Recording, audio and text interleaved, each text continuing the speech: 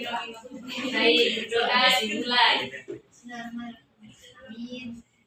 Amin. Berdoa selesai. Terima kasih. Oke, apakah hari ini ada yang tidak masuk, teman-teman? Ada. Cica, Aulia, Aisyah. Banyak juga yang tidak masuk ya. Semoga di pembelajaran berikutnya teman-teman yang tidak masuk ini semoga masuk semua. Amin. Sebelum Ibu memulai materinya, Ibu akan membacakan tujuan pembelajarannya terlebih dahulu. Yang pertama, peserta didik mampu menjelaskan definisi cerpen. Yang kedua, peserta didik mampu menganalisis unsur-unsur intrinsik pembangun cerpen. Dan yang ketiga, peserta didik mampu mengidentifikasi ciri-ciri cerpen. Yang keempat, peserta didik mampu menyebutkan struktur pembangun cerpen. Dan yang kelima, peserta didik mampu mengevaluasi dan merefleksikan terkait cerpen di akhir pembelajaran. Sebelum itu, apakah di sini teman-teman semuanya sudah pernah membaca cerpen? Belum. Ternyata belum ya, tapi kalian tahu bagaimana bentuk cerpen itu seperti apa? Tahu. Belum, karena gimana? Oh, berarti cuma pernah membaca sekilas gitu ya? Iya. Atau apakah kalian semua tahu apa pengertian dari cerpen? Siapa yang tahu? Cerita pendek. Terus gimana? Cerita pendek yang seperti apa? Yang dibaca sekali dulu. Nah, jawabannya ini sudah tepat, namun masih kurang tepat ya. Jadi, cerita pendek, jadi cerpen atau cerita pendek itu adalah karya sastra berbentuk prosa fiksi yang menceritakan kisah rekaan secara singkat, padat, dan berfokus pada satu konflik yang dialami oleh satu tokoh saja. Kenapa konfliknya hanya satu tokoh? Karena cerpen ini tuh mempunyai banyak keterbatasan ya, kayak jumlah halaman, terus kata-katanya juga terbatas seperti itu ya. Nah, agar kalian tahu lebih lanjut, ini Ibu akan membagikan materi yang akan kita pelajari pada sesi ini. Ini juga ada soal. Ini untuk kalian, nanti Ibu akan beri tugas. Apakah kalian sudah berbentuk kelompok? Sudah. Ibu akan membagikan ya, PDI. Kelompok PDI. Ya, silakan dibaca, dipahami. Nih. Kelompok Ya, dibaca dan dipahami dulu. Ya, dibaca dan dipahami ya. Oke. Setelah Ibu membagikan materi, silakan kalian baca. Nanti kita akan membahas bersama-sama ya. Ibu kasih waktu 5 menit untuk kalian baca. Ya, sudah. Semua harus baca. Tidak boleh ada yang tidak baca. Apakah sudah? Sudah. Baik, sekarang Ibu tanya, apa pengertian cerpen? Cerpen adalah dibaca semuanya. Apa pengertian cerpen? Cerpen atau cerita pendek yang Kemudian yang kedua, sebutkan unsur-unsur intrinsik membangun cerpen. Ada apa saja?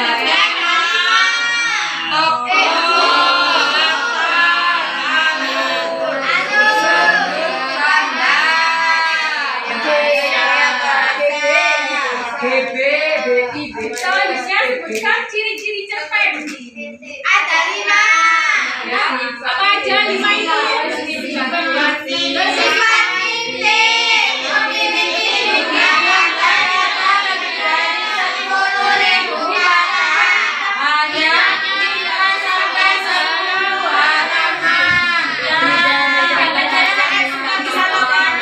membacanya tidak membutuhkan waktu yang lama, memberikan pesan dan kesan yang sangat mendalam. Kemudian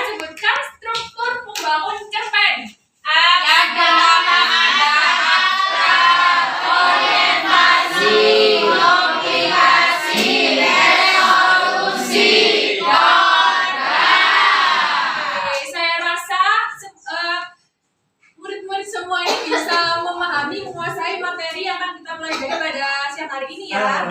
Nah, setelah kalian membaca dan memahami, ini ibu akan memberikan tugas. Ini tugasnya kelompok. Bentar ya. Ini ibu punya video. Yang ada di sini juga bisa. Ya. Tapi kalian simak dulu video ini. Kalian harus benar-benar mendengarkan, harus fokus karena ini masih ada. Itu cerita pendek bahasa Indonesia. Di sebuah kota kecil terdapat sebuah rumah tua yang sudah lama tidak Kalian berpenghuni. harus Setiap orang mendengarkan di dengan kota baik itu ya. percaya bahwa anak tersebut berhantu. Suatu malam,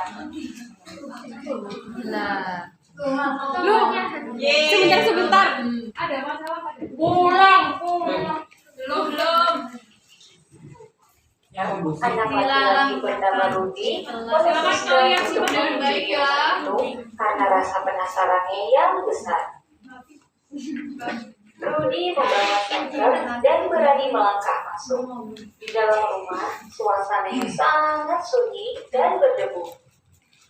Dia menjelajahi setiap ruangan dan menemukan sebuah pintu yang tertutup rapat di lantai atas.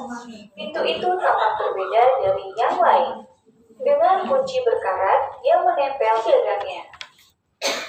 Dengan rasa penasaran, Rudi mencoba membuka pintu tersebut. Setelah beberapa usaha, pintu itu akhirnya terbuka dengan suara berdering. Di dalamnya, dia menemukan sebuah kamar kecil yang penuh dengan barang-barang lama dan sebuah meja dengan buku-buku tua. Salah satu buku menarik perhatian Rudi. Saat dia membukanya, dia menemukan catatan harian yang menceritakan kisah hidup seorang wanita yang dulu tinggal di rumah ini. Catatan itu penuh dengan cerita tentang cinta dan kehilangan. Rudi membaca catatan tersebut dengan seksama dan merasa terhubung dengan cerita wanita itu. Dia menyadari bahwa rumah itu bukanlah tempat berhantu, tetapi tempat penuh kenangan. Rudi meninggalkan rumah dengan rasa hormat dan pemahaman yang lebih dalam tentang masa lalu. Cerita tersebut kemudian disebarkan oleh Rudi. Dan rumah tua itu menjadi tempat yang dikunjungi banyak orang yang ingin mengetahui kisah di balik pintunya. Rudi belajar bahwa banyak tempat memiliki cerita yang menunggu untuk ditemukan. Setelah kalian menyimak dan melihat video cerpen yang ibu berikan tadi, silakan kalian untuk mengerjakan tugas yang sudah ibu berikan. Ibu nggak mau jawaban singkat ya. Jadi kalian harus benar-benar sama seperti di video. Ini tidak boleh. Ini ibu akan menayangkan ulang videonya.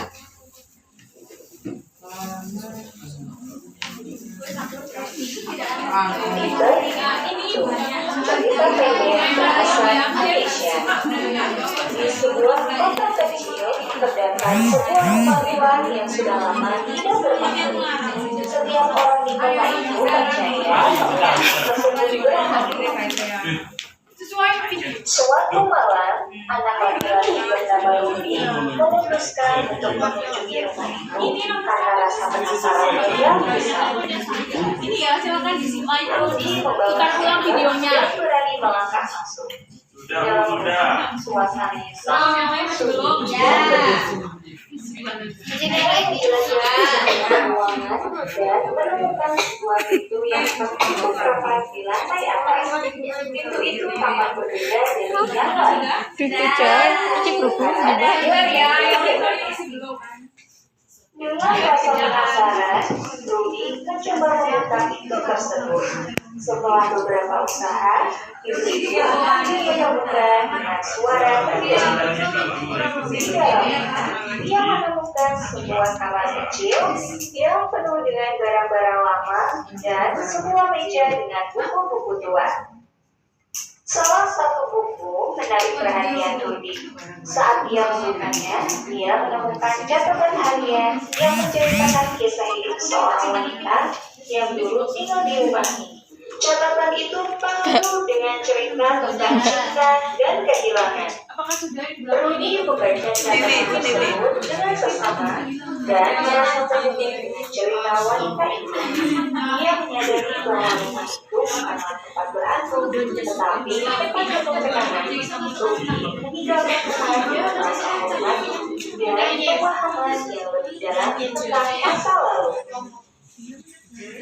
Cerita tersebut kemudian disebarkan oleh Rudi dan rumah tua itu menjadi tempat yang dikunjungi banyak orang yang ingin mengetahui kisah di balik pintunya. Rudi belajar bahwa banyak tempat memiliki cerita yang menunggu untuk ditemukan. Sudah baik ya, itu rasa sudah selesai semuanya ya. Nah sekarang kita akan bahas bersama-sama. Baik Bu, apakah ada yang mau menjawab soal nomor 1? Siapa? Kalau nggak mau ibu nomor 2. Oke, nomor 2 silakan untuk menjawab pertanyaan. Nomor 1. Oke. Nomor 1. Siapakah tokoh utama dalam cerpen tersebut dan bagaimana karakternya? Tokoh utamanya yaitu Rudi, anak laki-laki. Karakternya sedikit kepo. Pingin tahu. Rasa ingin tahu. Rasa ingin tahunya besar, pemberani juga, tidak takut hantu. Copy paste. Bisa memahami cerita yang sudah dijelentrekkan oleh Kepada masyarakat. Ya, itu. Apakah ada jawaban yang berbeda dari kelompok 2 ini teman-teman? Sama. Oke, yang berikutnya silakan. Saya. Oke, ini silakan kalian membaca jawaban dari nomor 2. Di manakah latar tempat utama dalam cerpen tersebut, yaitu di rumah Rumah siapa? yang berhantu.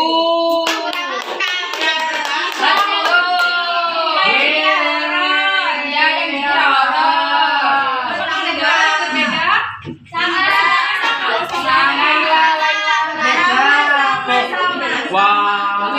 Awas. Saya persilakan kepada kelompok belakang sendiri untuk menjawab pertanyaan nomor 3. Silakan dibaca, Mbak. Apa yang ditemukan Rudi setelah berhasil membuka pintu yang terkunci di lantai atas? Jawabannya kamar kecil yang penuh dengan barang-barang lama dan menemukan catatan harian dengan cerita tentang cinta dan kehilangan. Apakah ada pertanyaan yang berbeda dari kelompok AI. Oke, lalu selanjutnya saya persilakan kepada kelompok ini untuk membacakan jawaban dari soal nomor 4. Mengapa Rudi menyadari bahwa rumah tua itu bukan berhantu?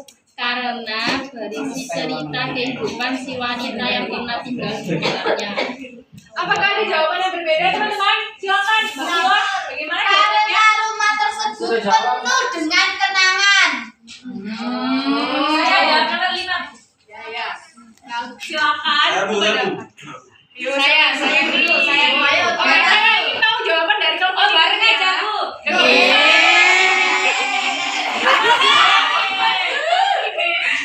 Silakan kepada Mbak Manja jawab. Jadi apa manatnya dapat diambil dari cerpen tersebut? Kita itu tidak boleh melihat dari luarnya saja karena luar itu tidak pasti, Bu. Jadi seperti rumah tadi kan di luarnya kan kayak horor, hantu, tetapi dalamnya kan mengandung kenangan. Sudah itu saja, Bu. Saya akan ini mengetahui jawaban dari kelompok ini yang tadi angkat tangan. Gimana? Misalnya disampaikan dalam video tersebut. Amanatnya tidak ada hantu di dunia ini.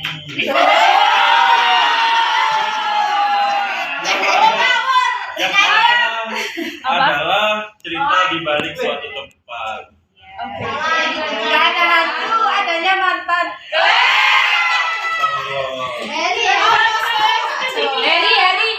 Oke, setelah kalian mengerjakan tugas yang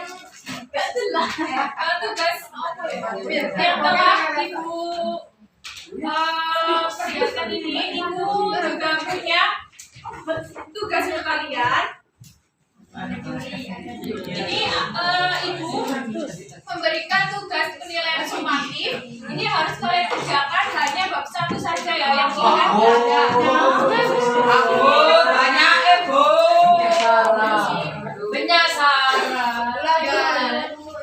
Berkelompok kan, Bu? Ya nanti dibagi ya, siapa yang jawab 1 sampai nomor 2. Kan ini kelompoknya banyak. Ada yang ngerasain semuanya. Ya. Ya, silakan. Ya, benar. Kelompok trio. Trio. A, B, C, D, E.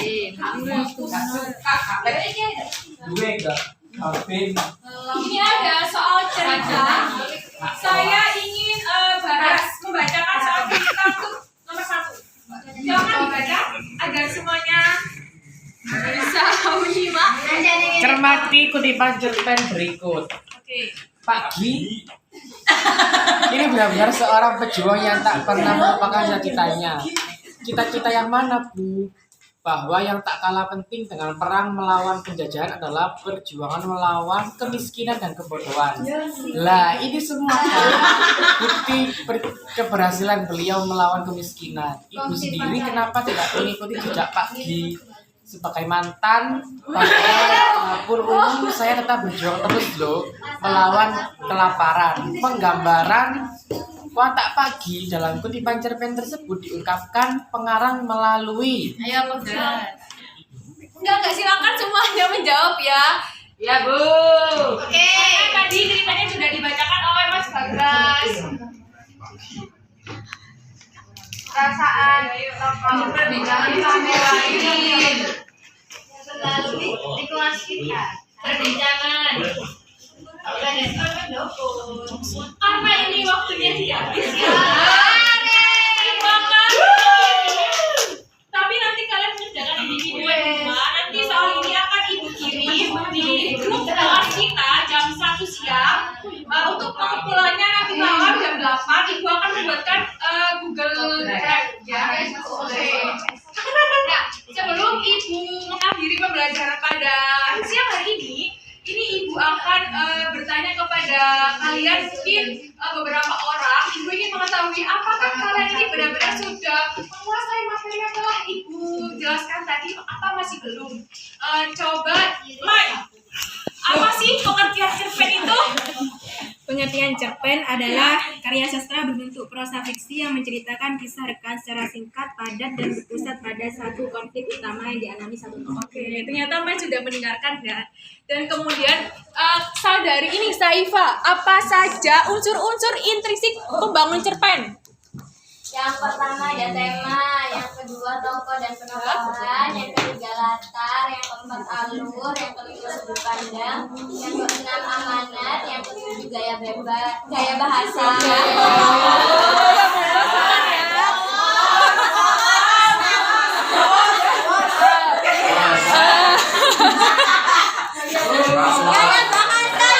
Ya. Nah, untuk ini Mas Dio, apa saja ciri-ciri cerpen? Apakah Mas Dio ini mendengarkan atau tidak? Ciri-ciri cerpen. Bersifat fiksi, memiliki jumlah kata dalam lebih dari 1000 kata, tidak menceritakan tentang kisah tokohnya, membacanya tidak membutuhkan waktu yang lama, memberikan pesan dan kesan yang mendalam. Oke, baik. Yang terakhir, saudari ini Mbak Laila, apa saja struktur pembangun cerpen? Sebutkan saja.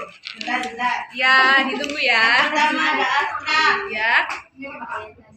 yang kedua ada orientasi, yang ketiga ada komunikasi, yang keempat resolusi, dan yang terakhir ada koda.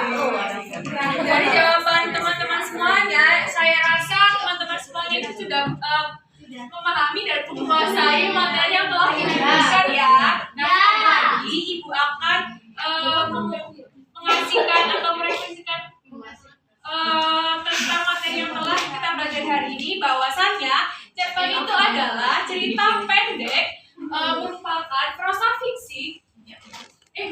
Cerpen atau cerita pendek merupakan karya sastra berbentuk prosa fiksi yang menceritakan kisah rekaan secara singkat, padat, dan berfokus pada satu konflik yang dialami oleh satu tokoh saja. Kemudian ada unsur-unsur cerpen seperti Ini ada tema, tokoh dan penokohan, latar atau setting, alur, kemudian ada sudut pandang, amanat dan gaya bahasa. Kemudian ada ciri-ciri cerpen.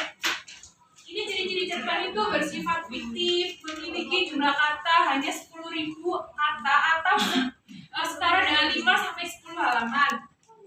Kemudian tidak menceritakan semua kisah tokohnya dan membacanya juga tidak membutuhkan waktu yang lama. Kemudian memberikan pesan dan kesan yang mendalam kepada pembaca. Kemudian ada struktur cerpen. Di sini ada abstrak, ada orientasi, ada komunikasi, ada resolusi dan ada koda. Mungkin itu saja yang dapat Ibu sampaikan pada siang hari ini. Terima kasih. Wassalamualaikum warahmatullahi wabarakatuh.